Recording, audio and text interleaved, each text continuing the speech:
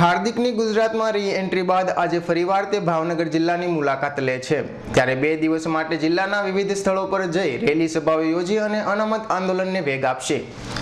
માંડવી હત્યાકાંડમાં પીડિત પરિવારની મુલાકાતે હાર્દિક આવેલ તે સમયે થયેલ જનમેદની જોઈ અને ભાવનગર જિલ્લામાં વિવિધ સ્થળો પર જાહેર સભાઓ યોજવાની ભાવનગરની 5 ટીમ દ્વારા નક્કી કર્યા બાદ આજે હાર્દિક પટેલ ભાવનગરના જિલ્લામાં એન્ટ્રી ગેટ સમા વલભીપુરમાં પ્રથમ સભા યોજી હતી।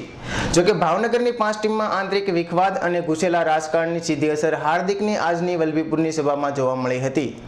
વલભીપુર ખાતે જે પ્રમાણે ધારણા હતી તે પ્રમાણે માત્ર 400 થી 500 જેટલા લોકોની હાજરી જોવા મળી હતી, ત્યારે અડધો મંડપ ખાલી જોવા મળ્યો હતો। આટલું જ નહીં, લોકોની નિરસતાની સાથે સાથે હાર્દિકના ચહેરા પર પણ નિરસતા જોવા મળી હતી। જોકે હાર્દિકે પોતાના ભાષણમાં જણાવ્યું હતું કે પાટીદારના 44 ધારાસભ્ય હોવા એ સમાજનું ગૌરવ નથી।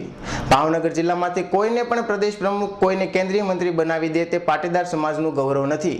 ભલે વિધાનસભામાં પાટીદારના 4 જ ધારાસભ્ય હોય, પરંતુ માંડવી કાંડ જેવી ઘટનામાં 4 ધારાસભ્ય રાજીનામા આપી માંડવી આવી જાય તે સમાજનું ગૌરવ છે।